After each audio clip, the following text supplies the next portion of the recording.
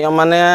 আমাৰ কামখিনি কৰি ভাল কৰি আছিলে আমি প্ৰথম অৱস্থাত কৰিছিলে কৰাৰ পাছত আমি চালোহি কামখিনি বেয়া হোৱা দেখি আমি ঠিকাদাৰক জনালোঁ আকৌ কামটো ভালকৈ কৰি দিম বুলি কোৱাৰ কাৰণে কৰি দিছিলে দিয়াৰ পাছত লাষ্টত যেতিয়া তেওঁলোকে টাইলছটো লগাইছে টাইলছটো লগাওঁতে টাইলছটো শুদ্ধ বালি তলত চলিং নাই শুদ্ধ বালি ব্ৰহ্মপুত্ৰ বালি ছটিয়াই লৈ চিমেণ্ট অলপ ঘোলা পানী ছটিয়াই লৈ পেলানি চিমেণ্টখিনি দি টাইলছটো লগাই দিছে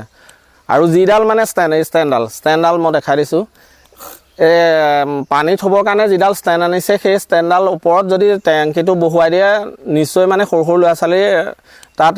পৰি মৰিবই আৰু যিবিলাক গ্ৰিল লগাইছে উঠি দিয়াৰ লগে লগে ভাগি যোৱা সন্দেহ মানে বালিটো যিটো ব্ৰহ্মপুত্ৰ বালি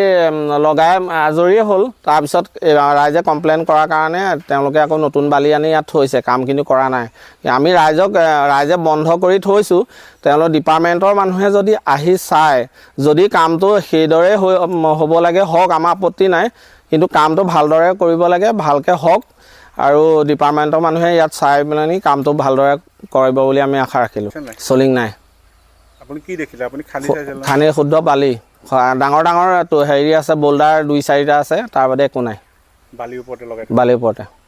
এতিয়া আপোনালোকেতো টাইলছখিনি সলাই দিবলৈ আপোনালোকৰ আমি দাবী কৰিছোঁ টাইলছখিনি সলাই দিবৰ কাৰণে তেওঁলোকে ডিপাৰ্টমেণ্টৰ মানুহে চাম বুলি কৈছে চালে যি সিদ্ধান্ত লয় তেওঁলোকৰ সিদ্ধান্ত আমি কোৱাটো কৈছোঁ আৰু চৰম দুৰ্নীতি হৈছে দুৰ্নীতিটো পূৰা হৈছে আপুনিতো বিজেপি এজন কাৰ্যকৰ্তা মই বিজেপি কাৰ্যকৰ্তা আপোনালোকৰ বিজেপি চৰকাৰৰ এজন জ্যেষ্ঠ মানে কৰ্মী বুলিয়ে কৈছোঁ আমাৰ চৰকাৰে দুৰ্নীতি কৰিবলৈ দিয়া নাই তেওঁলোকে নিজেই দুৰ্নীতি কৰিছে আমি এতিয়া ক'বলগীয়া